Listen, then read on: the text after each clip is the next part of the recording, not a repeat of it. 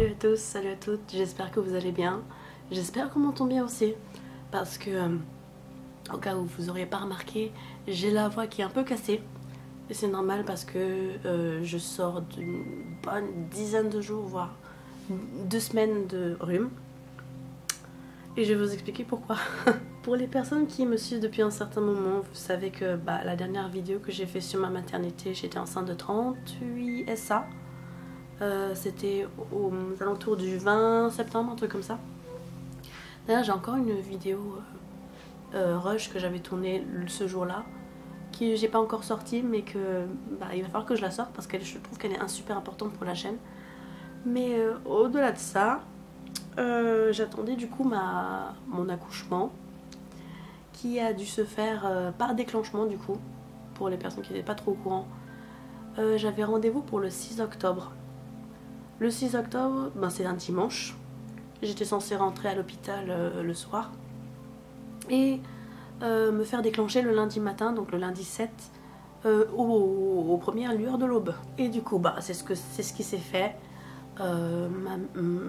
J'ai été accompagnée le dimanche soir. Je l'ai assez mal vécu parce que ça voulait dire longue hospitalisation.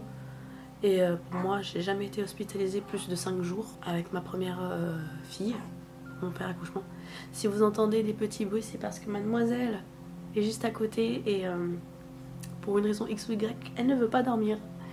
J'ai tout fait pour essayer d'être au calme, mais bon, elle veut pas. Je rentre à l'hôpital, donc du coup le 6 au soir. Un petit peu dépassée parce que je voulais que ça se passe très vite. Et spoiler alert, j'ai été hospitalisée pendant 8 jours total. Je suis rentrée le 6, je suis le 6 à l'hôpital. Et puis je suis rentrée chez moi le 14 parce que j'ai voulu à tout prix sortir. C'était plus possible, les conditions d'hospitalisation. C'est pas à cause du personnel soignant parce que je sais qu'il y a certaines personnes qui me suivent sur YouTube. Je sais pas pour quelle raison, pendant mon séjour, il y a quelqu'un qui m'a dit « Ah, vous êtes pas influenceuse et tout ça ?» Et moi, j'étais en mode « Non. » Parce que pour moi, être influenceur, en fait, c'est promouvoir des marques, vendre des trucs, etc. C'est pas du tout ce que je fais sur ma chaîne, en tout cas pour l'instant. Et puis, c'est pas comme si j'avais une énorme influence non plus, donc du coup, j'étais un petit peu prise de coup parce que je pensais pas qu'avec une toute petite audience comme ce que j'ai, il y avait des gens qui me reconnaîtraient, surtout là où j'habite. Et du coup, ça va être un petit peu confus ce que je raconte parce que je suis un petit peu dans tous les sens. J'ai voulu sortir tôt, pas parce que le personnel soignant était pas sympa, etc. Au contraire, franchement, si je dois comparer le personnel soignant de mon premier accouchement pour mon aîné et celui-là, rien à voir absolument, parce que déjà le premier c'était à Montpellier, donc c'est une grande ville où tout est timé, tac tac tac, tu te dépêches, tu fais tant de jours, tu vois tant de personnes, etc. Et là cette fois-ci j'ai accouché dans un centre hospitalier beaucoup plus petit, avec beaucoup moins d'effectifs, parce que je vis maintenant dans une ville où il y a beaucoup moins d'habitants qu'à Montpellier. Donc le personnel soignant est très ambiance familiale parce qu'ils se connaissent à peu près tous. Il y a des visages que j'ai pu voir assez fréquemment. Donc j'imagine que si je les croise dans la rue, peut-être que je les reconnaîtrai pas, peut-être, je sais pas. Mais en tout cas, ils étaient très sympas, ils ont été très bienveillants et au moins je l'ai pas mal vécu en termes de soutien psychologique. J'ai pas vu de psy cette fois-ci parce que ça s'est plutôt bien passé. Et spoiler alerte, cet accouchement s'est terminé en césarienne d'urgence, encore une fois. Ouais, parce qu'apparemment mes enfants ne veulent pas sortir de mon bide une fois qu'ils y sont. On a beau tout faire des déclenchements, faire ce que vous voulez, ça ne marche pas. C'est-à-dire que du coup, le lundi, on me réveille à 6h, 6h30. Donc il est super tôt, j'ai la tête dans les chaussettes, on est poli ici. Et je prends mon petit déj, et puis t'as une des sages-femmes qui m'emmène au bloc. Et, je vois le médecin qui est chargé de mon déclenchement. Il faut savoir que du coup, j'étais censée me faire déclencher par ballonnet. Et pour les personnes qui ne savent pas, ça ressemble à ça.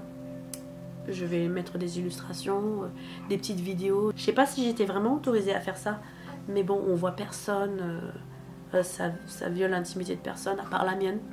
Donc j'imagine que c'est ok. Mais si jamais j'ai des soucis ou des trucs comme ça, j'essaierai de supprimer. Je sais pas comment est-ce que ça va se faire. Mais bref, c'était pour la documentation de mon accouchement. Du coup, je me suis autorisée moi-même à faire ça. Mais du coup, par ballonnet, en fait, c'est un espèce de tube en plastique qui doit faire 30-40 cm qu'on vous insère dans le col de l'utérus. Et à l'extrémité, vous avez des espèces de petits ballons qu'ils font gonfler avec du sérum physiologique, je crois, de sorte à ce que votre col puisse se dilater et s'ouvrir pour commencer les contractions, pour provoquer des contractions. Bon, alors moi je m'installe sur le siège, enfin la longe, je sais pas comment est-ce qu'ils appellent ça, et je me retrouve avec les pieds dans les étriers, comme ça, à attendre que ça se passe. Et moi, il faut savoir un truc, c'est que je suis extrêmement mal à l'aise avec toutes les procédures gynécologiques et tout ça. Donc avoir quelqu'un qui me regarde à ce niveau-là, qui insère des trucs, ou voilà, les touchés vaginaux, je peux pas. C'est pas que je veux pas, c'est que mon corps est en mode non, tu me toucheras pas. Du coup, même si je sais pourquoi est-ce qu'on fait ça, mon corps était en mode non, ça passera pas. Du coup, j'ai eu super mal et je commençais à me gigoter dans tous les sens. Et puis il y a une des sages-femmes qui était avec moi qui m'a proposé du gaz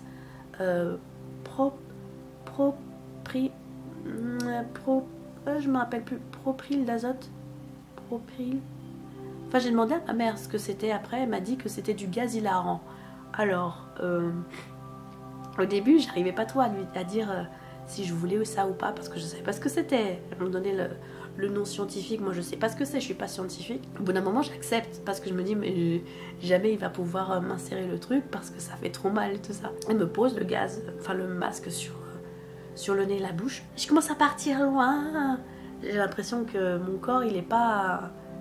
Il est là, mais je sens pas trop ce qu'on fait, tu vois. Du coup, je commence à me calmer un petit peu et j'ai l'impression que, ouah, ça va. Je rigole pas, c'est pas hilarant, c'est pas un gaz hilarant à proprement parler, je rigole pas. J'ai pas de délire, mais je sens que, tout d'un coup, je commence à avoir une contraction. Mais c'est une contraction vraiment très spécifique. Il faut savoir qu'avec mes 2 accouchements, je n'ai jamais vécu des vraies contractions. Les contractions qui font mal. Elles ne se sont jamais déclenchées spontanément.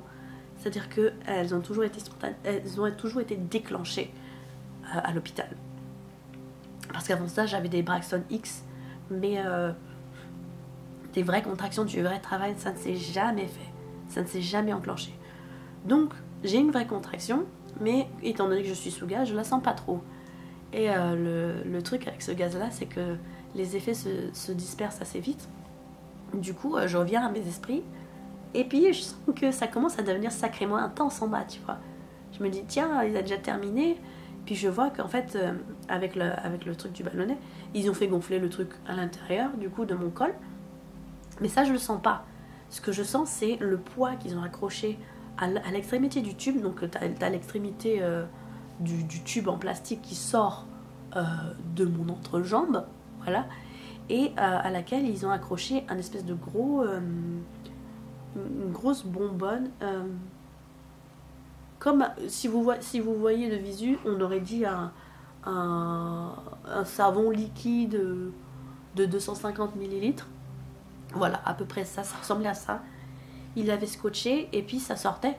Et du coup, avec la gravité, ça tirait vers le bas. Et du coup, ça rendait mes contractions beaucoup plus... Et je sentais que c'était vraiment intense. C'est-à-dire qu'au bout du moment où j'ai été autorisée à me lever pour retourner en chambre, j'étais obligée de m'arrêter sans rire tous les 5 pas. Et encore, je suis bien gentille. Parce que il fallait que je souffle parce que c'était très très intense. Bon, je rentre en chambre, accompagnée du coup. Je commence à faire du ballon parce que c'est vrai que j'avais un espèce de yoga ball, un gros ballon, je sais pas si vous voyez ce que c'est, mais sur lesquels on pouvait sauter, s'asseoir dessus et faire fou, et essayer de se balancer un petit peu dessus. Mais en tout cas, ce yoga ball, ça a été mon meilleur ami du début jusqu'à la fin de mon séjour, parce que franchement, ça a été... je sentais plus la pression, vous savez, la pression en fin de grossesse pour les femmes qui ont déjà eu des enfants et tout ça, la pression de bébé qui s'engage dans le pelvis et tout ça. On le sent plus sur les yoga balls. À partir du moment où on est assise dessus, on commence à sautiller dessus, c'est trop bien. Il va falloir que je m'en prenne une, même si je ne suis plus enceinte, parce que ça, ma sage-femme me l'a recommandé pour l'usage quotidien, le fait de bien se positionner devant le PC, etc. Et franchement, moi je me dis que franchement ce serait utile. Donc je vais m'en prendre une. Et du coup, je me mets sur mon yoga ball, j'attends mon repas et tout. Et puis, je commence à manger, et puis mes contractions, elles partent. Et je me dis, tiens, c'est bizarre, parce que quand je me mets debout, j'ai pas l'impression qu'il reste grand-chose, tu vois, en termes de trucs, parce que je sentais que, petit à petit, le poids du récipient qui était au bout du tube, elle s'est endormie. Et ben, ça descendait graduellement, mais ça s'est descendu assez vite, donc ça veut dire que les contractions ont été quand même assez intenses et assez rapides. Mais le but en fait de ballonner, c'était que ça s'ouvre et que ça sorte d'un seul coup du col, pour dire ah vous êtes dilaté à 3 cm, ou je sais plus si j'étais censée être dilatée à 3 ou à 5 cm. Enfin bref, je pense que c'était 3. Parce qu'avant la pause du ballonnet, j'étais ouverte à 2, mais ça progressait pas en gros. On commence à me dire oui, il faudrait que vous marchiez dans les couloirs et tout ça, que vous commenciez à faire les montées d'escalier et tout ça, parce que bon, une fois que j'étais internée à l'hôpital, ça faisait même pas 24 heures que j'étais internée, hospitalisée pour ce déclenchement. Il fallait que je marche beaucoup pour faire tomber ce ballonnet. C'était le but en fait, qu'une fois que ça tombe, que ça enclenche les contractions, les vraies. Sauf que à partir du moment où les contractions elles sont parties, moi je sentais qu'il restait pas grand chose, mais que il y avait plus de contractions. Donc théoriquement le travail avait commencé, mais c'était arrêté de la même manière qu'il avait commencé avec mon premier accouchement, mais sans qu'il y ait ballonné ni quoi que ce soit. Ça a été arrêté par un space-fond, enfin 2 spaces-fonds à l'époque. Bref, je m'éparpille. Alors je commence à faire les escaliers comme ça pendant une demi-heure. Pendant ces temps-là, j'avais ma mère au téléphone pour faire passer le temps, parce que dans cet hôpital-là, ils n'avaient pas de Wi-Fi. Et moi, il faut savoir que tout ce qui est 4G, 5G, je m'y connais absolument pas. Et j'ai peur de flinguer à chaque fois mes unités pour rien. Je prends confiance sur la Wi-Fi. Et comme là, il n'y avait pas de Wi-Fi du tout, je me suis dit, je vais me faire sacrément chier. Et spoiler alerte, oui. Heureusement que j'avais mon MP3 avec moi et que je pouvais le mettre en mode haut-parleur dans la chambre. Parce que sinon, je virais chèvre. Je virais chèvre. Il n'y a aucune occupation, il n'y a rien du tout. Il y avait la télé. Mais bon, étant donné que nous, on faisait des économies pour l'arrivée de la petite et tout ça, on voulait pas prendre des trucs très spécifiques pour une durée indéterminée, parce que c'était peut-être pas utile. Donc du coup, j'ai fait ça. Et c'est aussi une des raisons pour lesquelles moi j'étais en chambre double. Il faut savoir qu'en fait, indépendant de votre mutuelle et de ce qu'elle peut prendre en charge ou non, si vous avez une mutuelle qui prend en charge les frais d'hôpitaux, vous payez moins. C'est en partie remboursé. Et du coup, on m'a dit que moi, en chambre simple, c'était la seule façon d'avoir un accompagnant avec nous. Donc que ce soit ma mère, mon frère ou bien mon copain. Et c'était, je crois, 40 € la nuit. 40 €. Et quand vous avez une césarienne, vous êtes censé rester au moins 4 à 5 jours, voire 6, 7, en fonction de comment ça se passe, les suites d'opérations, etc., etc. Donc, si vous faites le calcul, 40 x 7, ça fait 280 € pour 5 jours. Ça fait bobo, porte-monnaie. On s'était dit avec monsieur, que je serais dans une chambre double. Donc possiblement avec une voisine de chambre. Et du coup, pas toute seule. Et du coup, moi, je me suis dit, ah bah ça va être cool, parce que du coup, au moins j'aurai quelqu'un avec qui parler. Non, pas du tout. J'ai eu aucune voisine de chambre de tout mon séjour, mis à part pour les moments du déclenchement. C'était pas vraiment prévu, mais bon, c'était quelqu'un qui devait se faire déclencher en même temps. Et puis ça a duré même pas quelques heures, parce qu'après elle a dû partir, parce que c'était pas le moment pour elle d'accoucher. Mais j'ai pas pu lui parler ni quoi que ce soit, parce qu'elle est accompagnée. Moi, du début jusqu'à la fin de mon séjour, j'étais seule. J'avais ma mère qui était avec moi au début, et puis ensuite j'ai eu mon copain et ma fille aînée qui sont venus me voir après l'accouchement, pendant 1 à 3 heures tous les jours à peu près. Et le reste du temps, j'étais solo. C'est-à-dire qu'il n'y avait personne qui venait, à part le personnel médical et tout ça. Donc je l'ai assez mal vécu, parce que je pensais que j'aurais au moins quelqu'un avec moi, avec qui parler. Et en fait, j'étais seule du début jusqu'à la fin. Du coup, je suis en mode, je suis dans une chambre d'eau, mais quand vous avez eu une césarienne, en gros, dans la politique, dans cet hôpital, c'est qu'on vous met d'office dans une chambre simple. Et moi, j'avais dit, c'est cool, mais le problème, c'est que je ne peux pas payer les 280 € au final. En soi, ça aurait été entre 160 et 280 €. Mais ça reste énorme juste pour une hospitalisation, tu vois. Et du coup, j'étais en mode, non, je peux pas payer, donc du coup, je suis obligée d'être dans une chambre double. Mais du coup, je sais pas ce qui s'est passé en amont ou quoi que ce soit, pendant les réunions du personnel et tout ça. Mais en tout cas, ils ont décidé qu'ils me mettraient personne en voisine de chambre. Bon, ok. Alors, j'en reviens du coup à moi qui faisais les allers-retours dans les escaliers et tout ça. Il y a 2 étages dans cet hôpital, du côté maternité.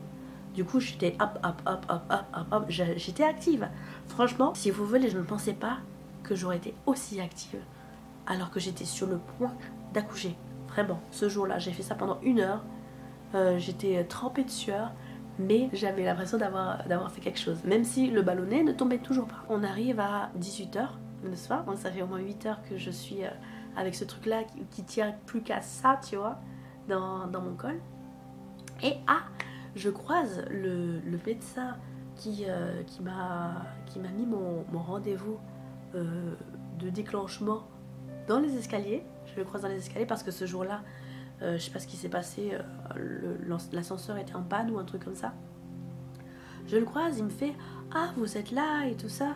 Ah, ils vous ont bien mis le ballonnet, tout ça. Est-ce qu'il est tombé ?» Je fais « Non, regardez, il est toujours là et tout ça. » Il me dit « Ah, c'est du 250. Demandez-leur de le doubler, de mettre du 500 millilitres, donc du 500 grammes. » Donc j'étais en mode « Ah, vous êtes sûr et tout ça ?» Parce que moi, j'avais déjà douillé pour les 250 au début pour les contractions. Il dit oui, c'est sûr, ça va tomber et tout ça. Dites-leur au bureau des sages-femmes et tout ça. Bon, je descends, je raccroche avec ma mère parce que j'étais avec ma mère au téléphone. Je vais voir les sages-femmes et l'équipe du soir qui s'installe. Et je dis à la dame, à l'étudiante sage-femme qui s'occupe de moi ce soir-là, oui, alors j'ai croisé le docteur et il m'a dit de vous dire de doubler le poids du ballonnet. Donc elle me le change, gentille comme tout. J'étais trop mal pour elle parce qu'elle avait des cernes. Mais vous voyez les cernes que j'ai, elle avait pire. Du coup moi j'étais en mode je suis vraiment désolée de vous demander ça, surtout vous venez de commencer et vous êtes crevée déjà. Elle me le change. Et puis je lui dis mais du coup je vais aller continuer à marcher dans les escaliers et tout ça pour essayer de faire descendre le truc.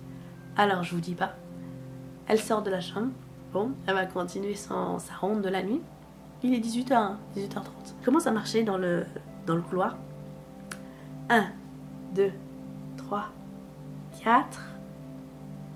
Je sens que t'as quelque chose qui est en train de suivre vers le bas. 5 pas, brach, par terre. Le ballonnet est sorti. Le ballonnet est sorti de moi comme si il avait fait du toboggan. Genre très instant. J'ai même pas eu le temps d'aller jusqu'au bout du couloir pour prendre les escaliers. J'avais fait 5 pas, bam, c'est par terre. Du coup j'étais là en mode mais qu'est-ce qui vient de se passer? Ça n'a même pas duré 2 minutes. Je rentre en chambre, je rappelle à sa chambre, je suis en mode je suis désolée et tout ça. C'est tombé, qu'est-ce que j'en fais? Elle me dit mais il faut que vous le jetiez, machin. Je dis vous êtes sûr? Oui, c'est fait pour ça. Ok, bon, je jette le truc. Il me dit, bon, mais apparemment, je suis peut-être ouverte à 3, hein, ça va peut-être enfin s'enclencher. Je passe la nuit. Et cette nuit-là, bon, j'ai des contractions très très faibles. Rien comparé aux contractions que j'avais eues le matin. J'arrive à dormir. Donc apparemment, le travail, il est où? On ne sait pas. Donc on part sur un échec de ballonnet. C'est-à-dire que certes, il est tombé, mais le travail ne s'est pas enclenché, ne s'est pas poursuivi, rien, nada. On ne le voit plus. Donc, le lendemain, on me laisse tranquille. Parce qu'on s'est dit, ah, le ballonnet est tombé en même pas 24 heures, ça va probablement s'enclencher d'une minute à l'autre, tu vois. Donc, on me laisse tranquille. Ce jour-là, il n'y a rien qui se passe. J'ai juste mon copain et ma fille aînée qui viennent me voir. Je fais du ballon, j'attends, je me fais chier, je lis un petit peu ma Bible, tranquillou pipou. Le soir, il y a un monsieur, un docteur, qui vient me voir et il fait « Ah oui, donc du coup, comme il ne s'est rien passé, bah demain, vous allez aller au bloc. » Mais il ne m'explique pas pourquoi. Parce qu'il y a des changements d'équipe et tout ça, donc il n'a pas le temps de m'expliquer. Donc du coup, ça fait 48 heures que je suis hospitalisée. Cette fois-ci, on est rendu au mardi 8 octobre. J'ai la même étudiante qui s'occupe de moi le soir, qui est fatiguée, et tout ça, mais qui est super gentille et tout. Je lui fais, ouais, mais vous savez pourquoi est-ce qu'il m'envoie au bloc demain matin Parce qu'ils m'ont pas expliqué. Il me fait, ah, ils vous ont pas dit. En gros, vous allez avoir une perfusion d'oxytocine du coup, et vous allez y être jusqu'à ce que il se passe le début du travail ou jusqu'à ce que vous accouchiez. Du coup, j'étais en mode, ah, du coup, je vais être toute la journée au bloc. Ça me faisait un peu peur, tu vois. Je me suis dit, je vais être seule là-bas. Est-ce que quelqu'un va pouvoir venir? Et il me fait, oui, vous pouvez, il y a quelqu'un qui peut venir pendant toute la durée où vous êtes sous perf, il n'y a pas de souci. Du coup, bon, j'essaie de faire mes bails avec mes proches et tout, pour essayer de voir qui est-ce qui peut venir avec moi, parce que franchement, passer toute une journée seule là, ça, je le sentais pas trop. Bon, le lendemain, pareil, on me lève super tôt, il doit être 6h30, 7h. Moi, je suis pas habituée à être réveillée à ces heures-là. Même si ma fille aînée va à l'école et tout ça, on se lève à 7h30, mais 6h30, oh, ça fait bobo. Du coup, on arrive au 9 octobre. Le 9 octobre au matin, je prends mon petit déjeuner, tout ça, je fais mes bails.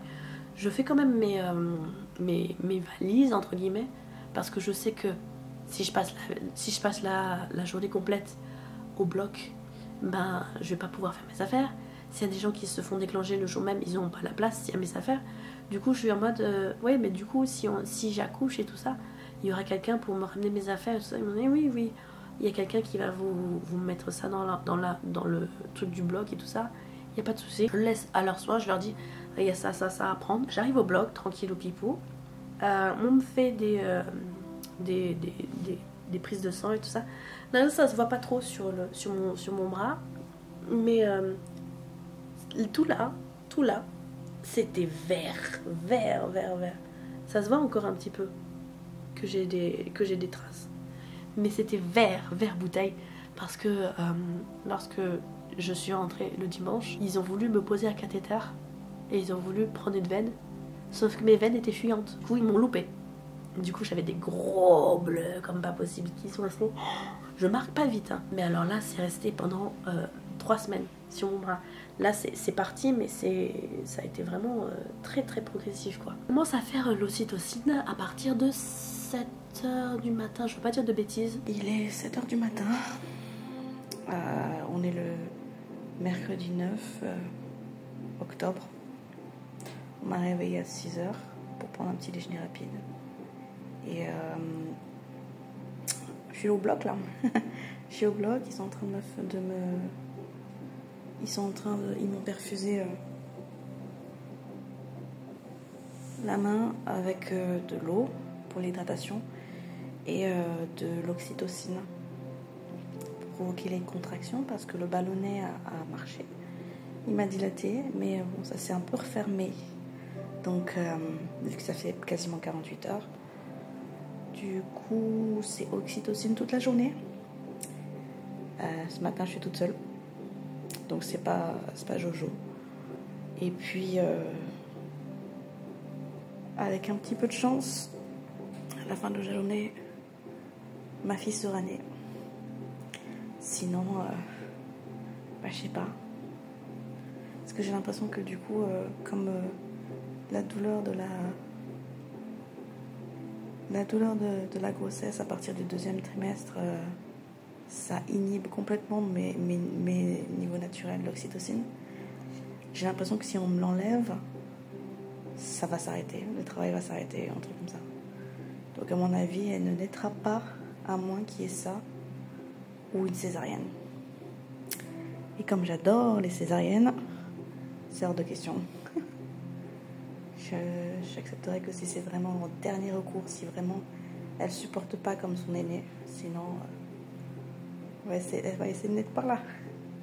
Et si j'ai mal, je prendrai une péri. Voilà. Ils me mettaient le truc, moi je les appelais quand j'avais un souci, et puis le reste du temps ils me laissaient tranquille. Donc j'étais avec ma musique, j'étais avec le...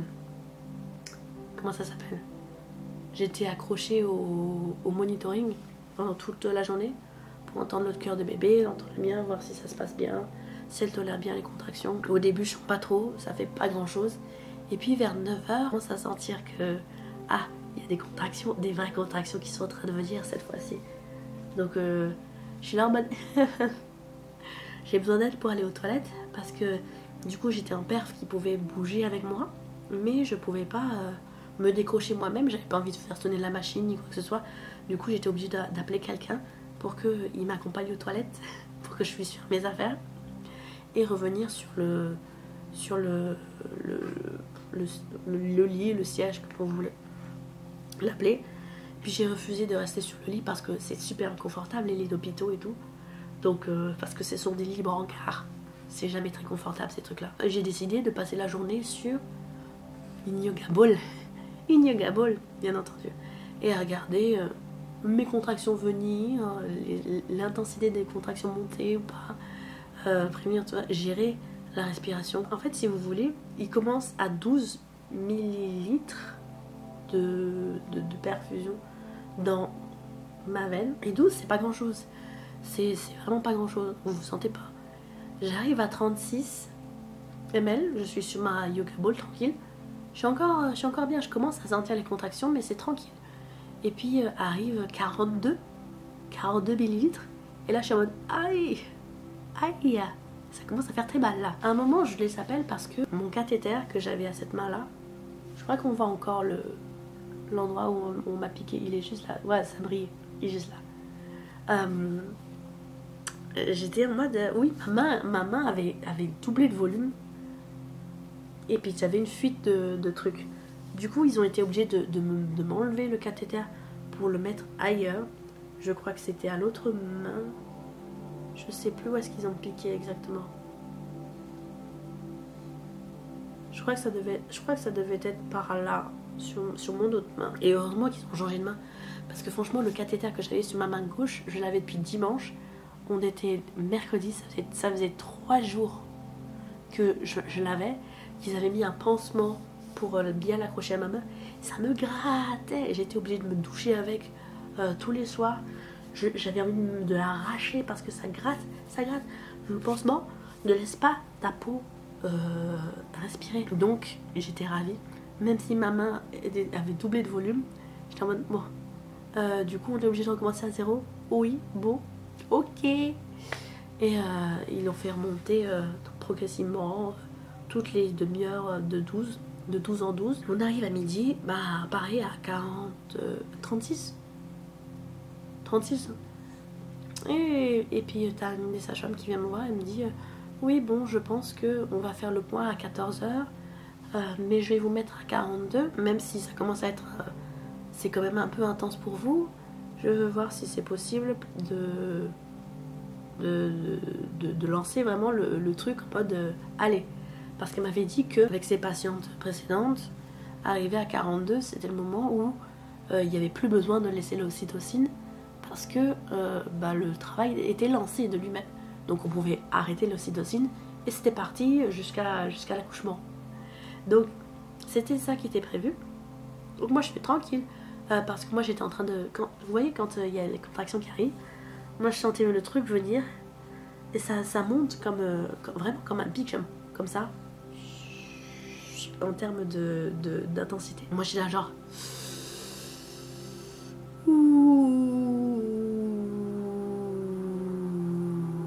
J'étais comme ça. C'était le son que j'ai fait pendant toute la journée, ce jour-là, jusqu'à ce que j'ai la péridurale en fait. Je suis restée comme ça pendant un moment quand même, et je sentais que ça c'était vraiment très très intense. Et certes, j'ai une très grande tolérance à la douleur, à ce qui paraît, d'après ce qu'il m'avait dit au premier accouchement. Et il arrive 13h30, j'appelle la sage-femme, je lui dis il va me falloir la péridurale là parce que vraiment je suis à ça de perdre la boule, parce que vraiment c'était tellement intense. Et elle repart pour aller chercher une anesthésiste pendant une demi-heure.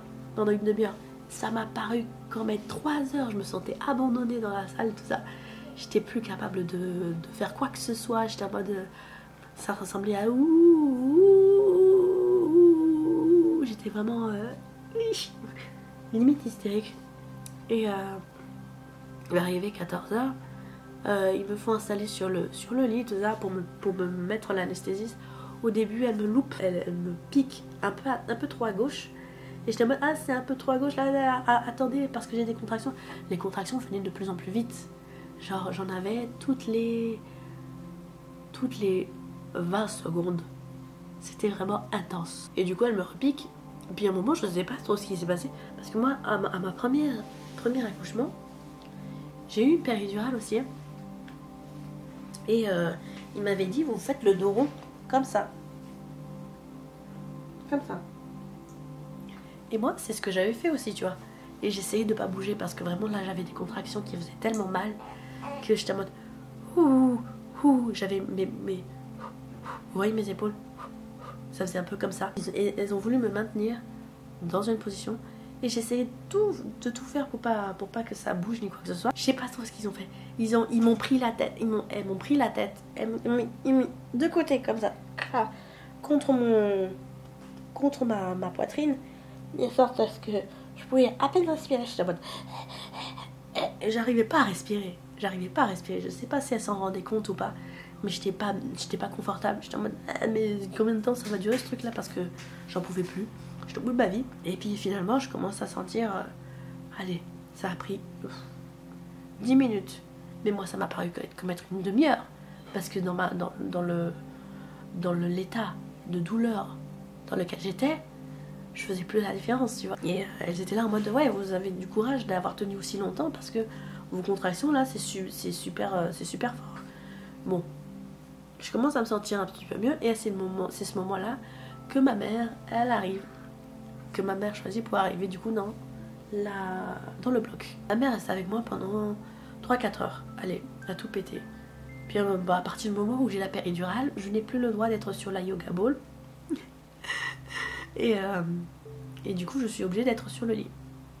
Et de me mettre dans de telles positions en fonction de est-ce qu'il capte le cœur de bébé ou pas, est-ce que bébé il aime bien ou pas. Alors moi j'ai été tranquille pendant la majorité de l'après-midi. Et du coup, ça dure quand même assez longtemps. Dites-vous que je suis dans le bloc depuis 7h du matin. Et de temps en temps, t'as la sage-femme qui vient me voir, qui essaie de voir à combien je suis ouverte. Et il y a des moments où ça progresse pas trop. Donc ils me font prendre d'autres positions, etc. Je trouve le temps long. Je discute un peu avec ma mère. Puis en même temps, la péridurale, elle m'endort. Donc je suis pas tout à fait dans mon état normal non plus. Et puis elle décide de partir vers 18-19h parce que elle veut pas prendre la route la nuit. Parce que c'est la flippe et tout ça. Moi je me retrouve toute seule à partir de 18h30, 19h à peu près comme ça. Et bon, je trouve un peu le temps long. Je suis en train de me dire, mais elle va pas arriver aujourd'hui, ça va pas être possible. Donc je suis en mode, ça a l'air d'avoir beaucoup ralenti. J'étais coincée à 5 cm. En fait, si vous voulez, ça progressait que parce que je changeais de position. Parce qu'il m'avait coupé l'ocytocine à partir du moment où j'ai eu ma péridurale. J'ai plus eu d'ocytocine. Il me l'avait coupé. Mon col a cessé de s'ouvrir pendant 2 heures non-stop. Alors que j'avais des contractions. Hein. j'avais des contractions, mais elles étaient inefficaces. De la même manière que pour mon premier accouchement. Ils ont voulu attendre que ça se mette en place, ils ont attendu 2 heures, ça faisait rien. Donc du coup, ils me mettaient dans d'autres positions, ça progressait un petit peu, mais bon, pas trop. Mais vraiment très très lentement. Et je crois qu'à la fin, je supportais plus, je supportais plus, que la péridurale a commencé à partir. Du coup, je t'en mode, on peut pas me mettre une autre dose parce que là, je sens plus et tout. Et il me dit, ah, je vais vous en mettre une. Elle m'injecte un truc, mais je sens pas le truc arriver. Du coup, j'ai mal. Donc, je suis en mode, ah, bah, apparemment, ça fait plus effet sur moi ou un truc comme ça. Je serre les dents, j'attends. Et là, tu te dis, mais purée, mais nous, les femmes, on est vraiment des warriors parce que ce qu'on subit comme douleur pour pouvoir enfanter, c'est un truc de zinzin. Donc, on arrive à 19h20 et il faut savoir un truc, c'est que la sage-femme qui s'est occupée de moi ce soir-là, non, je sais pas, elle était pas très loquace, pas très... c'est pas qu'elle était pas sympa, mais c'était qu'elle était très concentrée. Du coup, elle parlait pas trop avec moi. Il fallait vraiment que je lui tire les verres du nez parce que sinon, je savais pas trop ce qui se passait. Je savais pas trop ce qu'on allait faire et tout. Et comme elle pensait que la péridurale, elle avait fonctionné, elle y allait un peu comme un bœuf. Et c'est pas vraiment, elle a fait son job. Mais moi, comme je vous l'ai dit, tout ce qui est gynécologique, etc. là, je supporte pas. Du coup, les touchés vaginaux et tout ça, ça me fait mal. Et je lui dis, mais à un moment, vous me faites trop mal. Je pense pas que ça va aller jusqu'au bout. Parce que moi, à partir du moment où il m'avait pris un rendez-vous pour un déclenchement, je me suis dit, ah, ça va pas marcher. Ça va finir en césarienne. Moi, je voulais à tout prix une voix basse. Mais il m'avait juré qu'il ferait tout pour que ça parte en voix basse. Mais moi, dans mon fort intérieur, j'étais en mode, ça va finir en césarienne. Ça va finir en césarienne. Le déclenchement de la première fois n'a pas abouti à quoi que ce soit. Ça va pas aboutir. Surtout que je voyais à chaque fois que le travail commençait et puis s'arrêtait à partir du moment où il n'y avait plus de quoi aider, ça ne marchait pas. Ça ne progressait pas. Pendant cette grossesse-là, j'avais des fausses alertes, comme quoi je commençais à avoir des contractions qui me faisaient mal, mais qui partaient comme elles venaient, quoi. Et là, je me suis dit, oh, ça va faire pareil, c'est sûr. Je sentais que ça allait faire pareil. Donc, étant donné que le ballonnet avait été un échec cuisant, je me suis dit, ça va pas passer. Surtout quand ils m'ont dit plusieurs heures après qu'ils aient arrêté l'ocytocine que j'en avais plus. Ça faisait un moment que j'étais coincée à 4 cm, tu vois. Et du coup, c'est grâce aux touchés vaginaux et au changement de position que j'ai pu monter jusqu'à 7 cm de dilatation. Et puis ensuite, j'ai dit à la dame, ouais, c'est trop long, les touchés vaginaux, ça me fait mal, ça n'aboutit à rien. J'espère que je vais bientôt accoucher parce que là, je peux plus. J'étais fatiguée, j'arrivais pas à dormir. Donc, elle est allée voir le docteur, du coup, qui s'était occupé de mon ballonnet pour voir avec lui ce qu'on faisait. Ça faisait 12 heures que j'étais au bloc. La petite avait fissuré la poche vers 16 heures, un truc comme ça. Je m'étais sentie mouillée, comme si je m'étais fait dessus. Et en fait, ils se sont rendus compte que c'était mon bébé qui avait partiellement percé la poche. Et du coup, ils ont voulu aider en perçant totalement la poche. Donc moi, ça faisait... Quand il était 19h, ça faisait 3 heures que la poche, elle était ouverte. Que du coup, il y avait plus... j'avais plus le liquide amniotique en moi. À partir de 12 heures au bloc, ils se sont dit, on va peut-être remettre un coup d'ocytocine, on va peut-être recommencer l'ocytocine pour voir si on peut pas aller de 7 à 10. Parce que ça fait trop longtemps que j'étais bloquée à 7 et que, il n'y a rien qui se passait. Et au bout d'une demi-heure, ils sont revenus, enfin, elle est revenue, pour me dire, on va arrêter l'ocytocine parce qu'on commence à avoir des signes de bradycardie chez le bébé. Moi, je me suis dit, je connais ça. Pour mon premier accouchement, c'est exactement ce qui s'était passé. J'avais pas le travail qui avait commencé ni quoi que ce soit, où j'étais sous péri déjà, mais bradycardie. Donc moi j'étais en mode ah purée, césarienne, c'est sûr c'est césarienne. Elle revient avec le médecin 20 minutes plus tard. Il me dit oui alors on a vérifié tout ça ce qui se passait. Je pense que malheureusement c'est un échec et qu'il va falloir partir en césarienne. Par contre à l'heure à laquelle il était, il y a 3 femmes en plus de moi qui sont sur le point d'accoucher. Et il y en avait qui étaient déjà en train d'accoucher par voix basse. Et moi j'étais en mode ah, il y a des femmes qui ont vraiment de la chance. Vraiment la chance de connaître ça dans leur vie. Parce que pour moi c'était mon dernier accouchement. Je ne compte pas tomber enceinte dans le futur. C'était mon dernier. Je raccroche les pompons. Je fais plus. Pour moi c'était mon dernier accouchement parce que déjà quand j'étais petite je voulais 2 enfants. Et voilà, en grandissant, je m'étais dit 3, ce serait cool. Parce que moi, celui du milieu, il serait moins laissé pour compte. Genre, c'est la meilleure place. Et quand j'ai su ce que c'était que les vraies contractions et les césariennes, j'étais en mode non, je ne retenterai pas une 3e fois. Surtout que je vois que mes enfants sont très similaires. J'ai 2 filles du coup, pour les personnes qui n'ont pas trop suivi. Mon aîné a 3 ans et demi, ma deuxième va avoir 3 semaines demain. Enfin, va avoir 3 semaines le 31 octobre. Le 31 octobre, elle aura 3 semaines. Et du coup, mes 2 filles ne voulaient pas sortir. Mes 2 filles voulaient rester à l'intérieur de moi. Mes 2 filles sont allées jusqu'à post-terme. Et selon mes calculs, et pas ceux de l'hôpital, la première c'était 41 plus 5, la deuxième c'est 41 plus 3.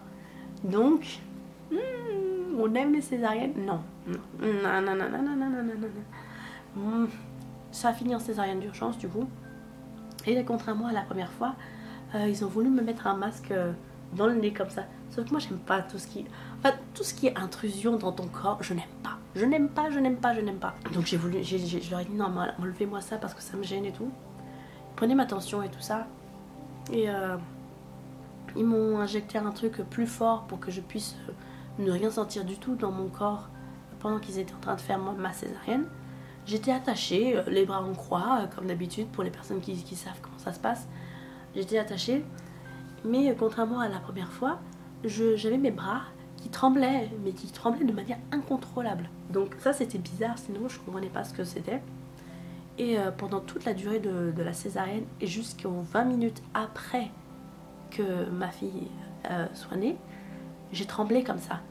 Mais je peux te dire que si j'étais pas attachée, j'aurais tout envoyé valser, mais sans le vouloir. Hein. Ou alors j'aurais donné des tartes, mais comme ça, aux premières personnes qui passent, parce que je contrôlais plus rien. Mes bras bougeaient vraiment comme s'ils étaient possédés, comme s'ils n'appartenaient plus à mon corps du tout.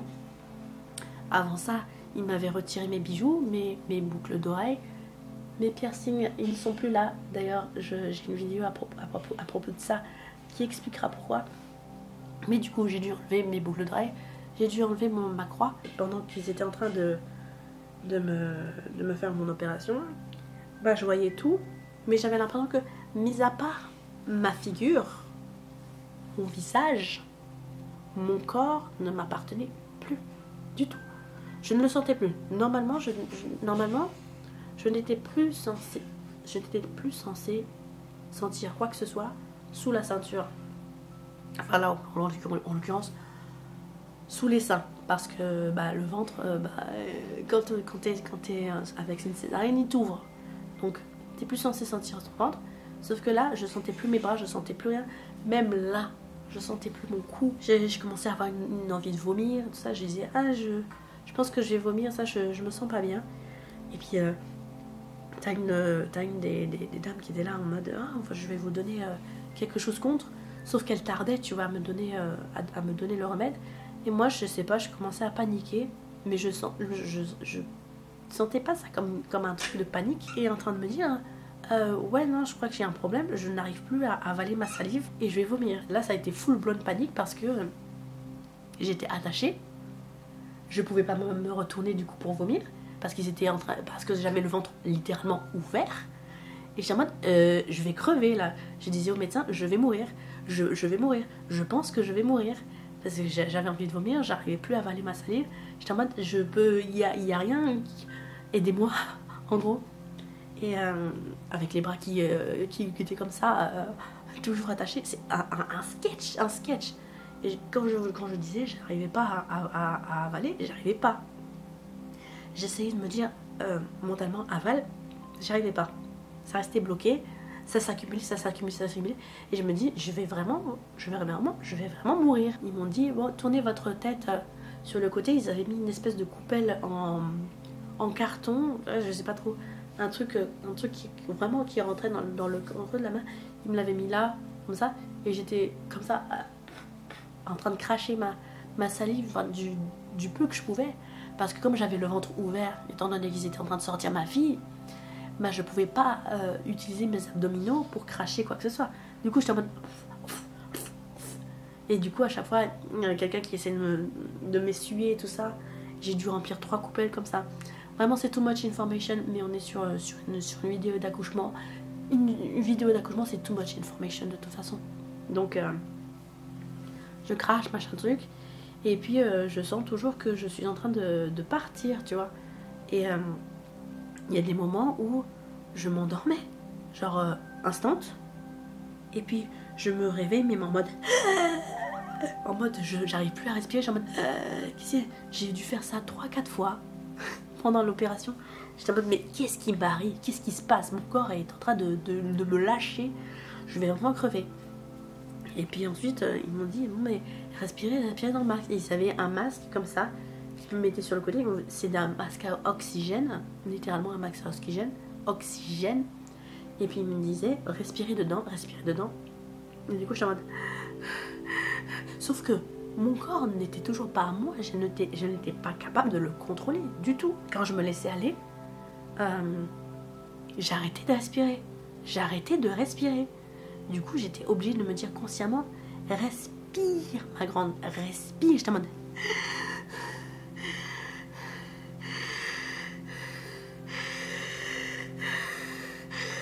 Parce que si je faisais pas ça, je respirais pas, je m'endormais.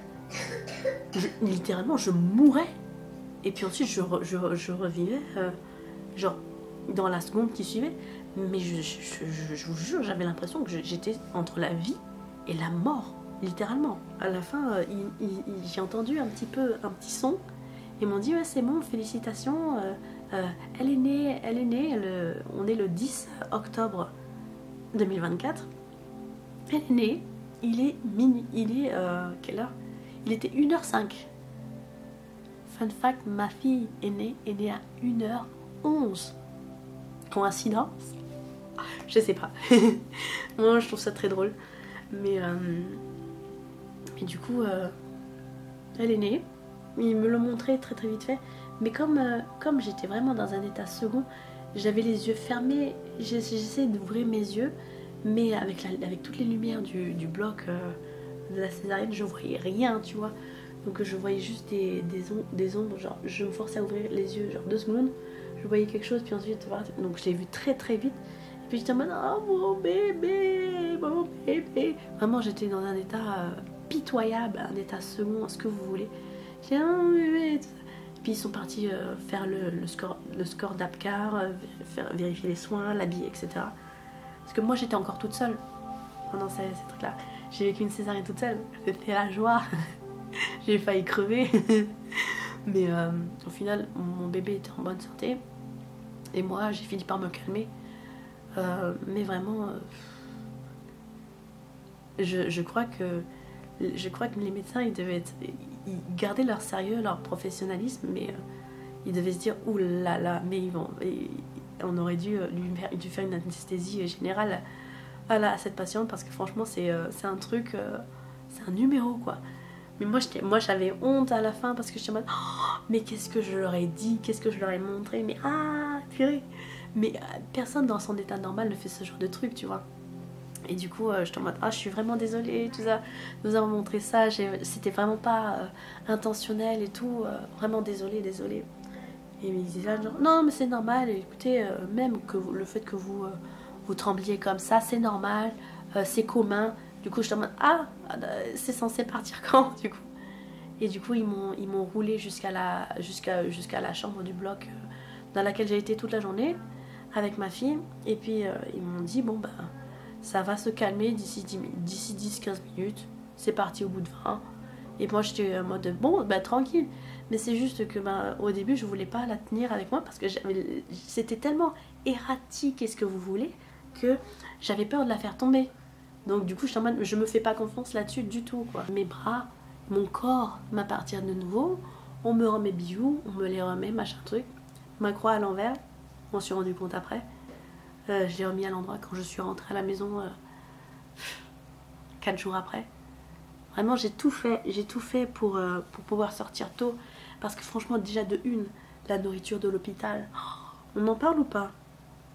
Alors, je sais bien que c'est pas du grand art et qu'il faut faire en sorte que ça ne pose de problème à personne, que ce soit pas trop riche en sel, pas gras du tout ou à peine. Mais ça fait pleurer. Ils m'ont sorti du potage aux légumes pendant 4 jours non-stop. Enfin, 4 jours postpartum. Mais pendant ma période, mes 5 jours, non, j'exagère, hein. Pendant les 4 jours avant que j'accouche et les 4 jours après, j'ai eu j'allais être vulgaire, j'ai eu du potage aux légumes. À la fin, je pleurais à cause du potage. J'étais en mode, ah, du potage, ah, ah. C'est une horreur. C'est pas que c'était pas bon, c'était que ça n'avait aucun goût. Enfin, il n'y avait pas de substance, il n'y avait pas de consistance. J'avais juste des morceaux très filandreux. Genre, limite, t'as l'impression d'avoir un truc qui passe vite fait sur ta langue. Ça remplit pas. Et moi, j'ai dit mais non, mais de toute façon, la nourriture d'hôpital, c'est pour te faire perdre 50 kilos en 3 jours, c'est pas possible, machin. On va en parler. Mais alors, ils m'ont roulé en chambre du coup quelques heures après l'opération. Donc on était le 10 au matin, j'ai pris un petit déjeuner. Et puis de suite ils m'ont dit il faudrait que vous vous mettiez debout assez vite et tout ça pour activer votre corps et puis pour vous remettre assez vite. C'était pas du tout ce que j'ai fait pour mon premier accouchement. Parce que mon premier accouchement, j'avais tellement trop mal vécu le truc que je suis restée avec une sonde urinaire pendant 24 heures. Et puis surtout, j'avais trop mal pour me mettre debout, en fait. Trop mal. Et je sais pas pourquoi d'ailleurs. Mais en tout cas, cette fois-ci, ils m'ont encouragée et tout ça. Et puis, je sais pas par quelle grâce Dieu a agi là-dedans. Mais je me suis retrouvée à marcher à 10h du matin. C'est-à-dire 9h après mon opération. Avec mon bébé dans les bras. Et à la fin, j'étais en mode, j'ai trop mal. Et j'ai regretté de m'être levée. Je me suis levée beaucoup trop tôt. D'ailleurs, tout le monde était là en mode, il faudrait que vous mettiez debout. Non, mais surtout, restez allongé. Restez allongé. Ça fait vraiment pas longtemps. Vraiment mollo. Parce que moi, je voulais tirer mon lait. Comme je l'avais fait la première fois, j'avais tiré mon lait. Je voulais tirer mon lait, je voulais marcher. Je voulais entamer la guérison, tu vois. Ils étaient là en mode non, restez tranquille, restez allongé, vous allez avoir mal, ils vont donner des antidouleurs, est-ce que vous voulez. Au début, ça faisait pas effet très longtemps parce que j'avais vraiment très mal. Les tranchées, pour les personnes qui savent pas ce que c'est les tranchées, c'est les contractions, parce que vous continuez à avoir des contractions après avoir accouché, que ce soit que vous ayez accouché par césarienne ou par voie basse, vous avez des contractions qui font en sorte que votre utérus, après avoir accouché, revienne à la taille qu'il avait avant que vous soyez tombée enceinte. Donc, de cette espèce de gros ballon de baudruche à cette espèce de pomme qu'il y avait au début. Et ces tranchées-là font mal, très mal. En particulier, si vous avez eu plusieurs césariennes, plus vous avez de césariennes, plus ça fait mal, les tranchées. Et alors, j'ai douillé pendant 48 heures. J'ai plus jamais plus jamais, j'avais déjà douillé comme ça la première fois, mais là j'étais en mode plus jamais je tombe enceinte. Plus jamais, jamais, jamais, jamais, jamais, jamais, jamais. Parce que ça faisait un mal de chien. J'étais obligée de me tenir, de m'accrocher à des... vous savez, comme dans les bus et les trams, vous avez des trucs pour lesquels vous accrochez. Ben, vous avez ça sur les lits d'hôpitaux. Je m'accrochais à ça pour me relever parce que vraiment j'avais trop mal. Et j'étais un peu bossue pour marcher parce que j'étais en mode ça fait trop mal. Même avec les antidouleurs. Les antidouleurs ont vraiment commencé à marcher à partir de passer les 48 heures. Ça a été compliqué de m'occuper de ma fille, de la changer et tout ça. J'étais mal à l'aise parce que je devais demander aux sages-femmes, puéricultrices de faire ça à ma place parce que vraiment j'avais tellement mal. Mais tellement mal, mais mal. J'étais en mode, je peux pas lui donner à manger, je peux pas la prendre, je peux rien faire. Même moi-même m'accompagner, enfin aller faire mes besoins aux toilettes, je ne pouvais pas, ça me faisait trop mal. J'étais obligée de le faire. Mais porter un poids comme mon bébé, j'y arrivais pas. Ça faisait trop mal. Et même pareil pour les nuits, oh my. Le lait maternisé qu'ils m'ont donné à l'hôpital, parce que mon bébé, comme mon aîné était un petit poids, entre guillemets, c'est-à-dire qu'en France, vous êtes habitués, vous, à avoir des bébés de 3,5 kg en moyenne. Sauf que moi, je suis une insulaire, née dans les années 90, donc c'était pas les mêmes conditions de vie que maintenant, où les insulaires de Madagascar sont des cocotiers tellement ils sont grands. Petit wink à mon cousin qui fait plus d'1m80. Moi je suis une insulaire qui suis née en 1994, donc je suis extrêmement petite. Par rapport aux Français, je fais 1m57. Sachant que la taille moyenne d'une Française c'est 1m65. Voilà, je suis petite, je suis née sur une île. Et de parents qui sont nés dans les années 60, 70. Donc, j'étais un petit poids. À la naissance, moi, je faisais 2,5 kg. Je faisais 2,5 kg. Ne me demandez pas si j'étais préma ou pas, je n'en sais rien. Tout ce que je sais, c'est que j'étais en mode synthé, tu vois. Mon aîné faisait 2,7 kg. Hein?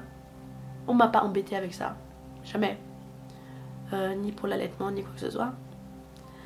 Ma petite fille, mon bébé là, faisait 2,670 kg. Donc, il y avait littéralement 40 grammes de différence entre mon aîné et ma fille. Ma plus jeune. Donc, pour moi, ça me choquait pas, machin. Sauf que, dans cet hôpital-là, ils m'ont donné du prélait. Des trucs qu'on donne aux enfants prématurés. Sauf que j'ose dire que les enfants prématurés sont des enfants qui sont nés avant les 37 semaines d'améliorée et qui font majoritairement tous moins de 2 kg. Ma fille faisait 2,6 kg, quasiment 2,7 kg. Ce n'était donc pas du tout un enfant aux mensurations d'un prématuré, puisque 47 cm, c'est la taille d'un bébé à terme, plus 2,7 kg. Et puis de toute façon, l'embout de ce lait là, l'embout n'était pas adapté, elle crachait la moitié de son lait.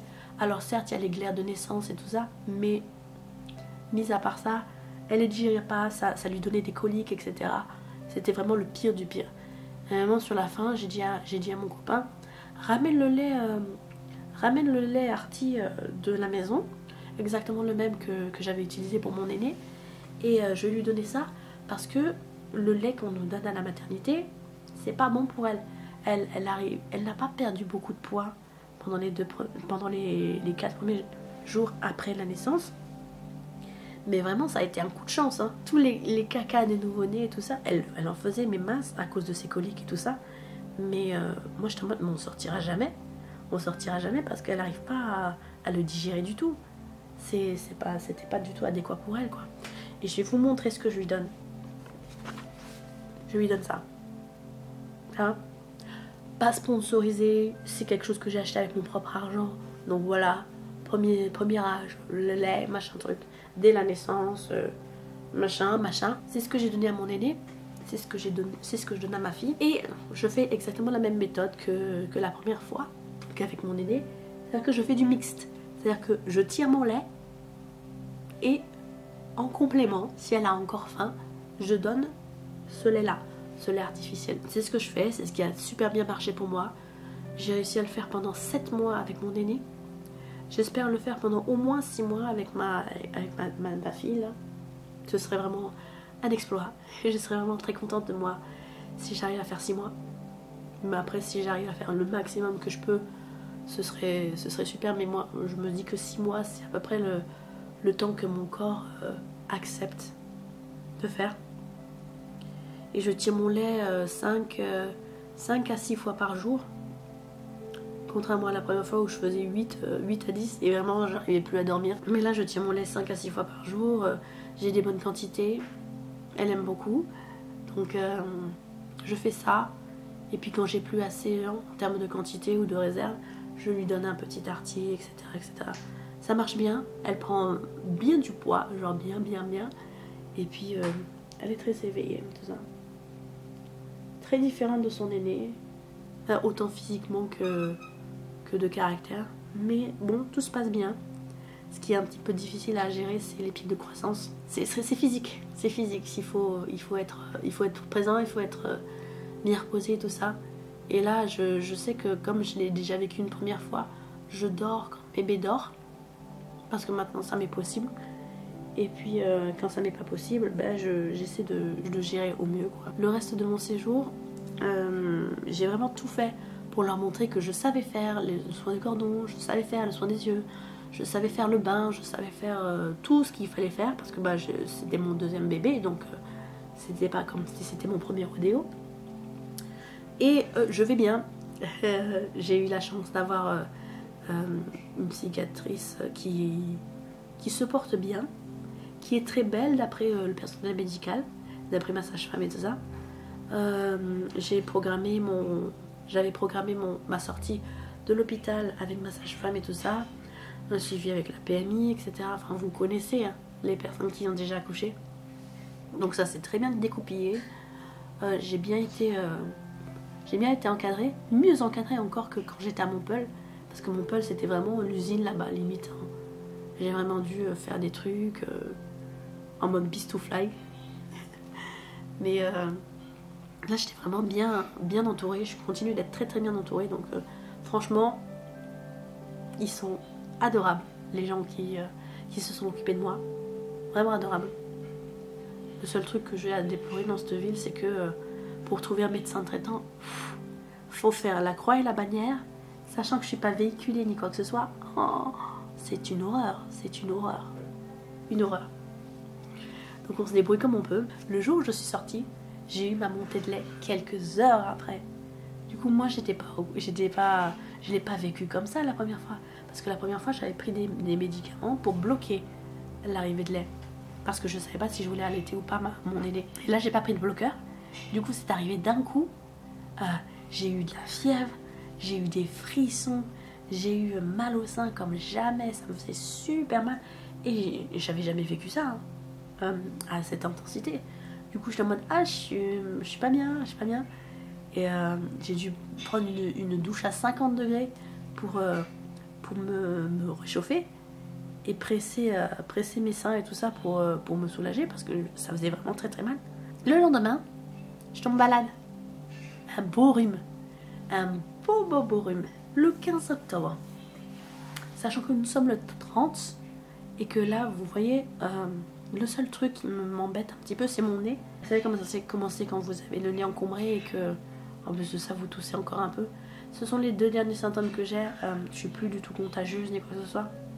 Mais ça m'embête parce que je suis obligée de me moucher tout le temps, tousser un peu, c'est chiant. Mais bon, je suis sur la fin et au moins j'ai une voix qui ressemble beaucoup plus à une voix humaine qu'il y a 2 jours. Où vraiment j'avais une voix, mon frère m'appelait Johnny. Et j'aurais peut-être la chance de ne pas être malade le jour de mon anniversaire. C'est un dimanche. En vrai, tu mets ma maladie, tu mets mon rhume de côté, je vais bien, je gère du poney, je rox du poney, ce que vous voulez. Mais vraiment, le rhume, c'était pour m'achever, en fait. Je m'étais dit, attends, j'enchaîne tout, j'enchaîne le déclenchement, la césarienne, la montée de lait, le rhume. Il y a quoi qui va me tomber encore dessus? J'étais en mode, mais mon Seigneur, aidez-moi, sauvez-moi. Et du coup, bon bah, là, je me remets petit à petit. Je suis en train de mettre mes trucs à la page. Je vous ai fait cette très longue vidéo. J'espère que ce sera pas forcément utile, mais au moins divertissant pour les personnes qui voulaient se marier un bon coup. C'est aussi la raison pour laquelle je n'ai pas fait de vidéo dès mon retour à la maison. Parce que bah, d'une part, j'étais crevée, et puis ensuite, bah, la maladie a fait en sorte que ben, je pouvais pas. J'étais trop crevée. J'ai perdu ma voix. C'est un truc de zinzin. Tout va bien. La petite n'est pas malade. Elle fait son pic de croissance. C'est compliqué, mais on gère comme on peut. Et nous, on essaie de se reposer dès qu'on peut. Voilà. Une fois que je me serai débarrassée de mon rhume, de toute façon, que je sois bien reposée ou non, ça devrait aller, tu vois, tranquille au pipou. Donc, je m'en fais pas trop là-dessus. Donc, vous m'excuserez pour ma voix, vous m'excuserez pour mon retard et tout ça. J'espère que ça vous ira. Je vous ferai d'autres vidéos sur l'adaptation d'une famille de 3 à 4. Et puis sur le reste de la maternité. Enfin, dites-moi en commentaire ce qui vous intéresse le plus et je le ferai. Tranquille au pipou. Voilà. Grand merci si vous êtes arrivé jusqu'à la fin de cette vidéo. Je vous dis à plus dans la prochaine. Salut!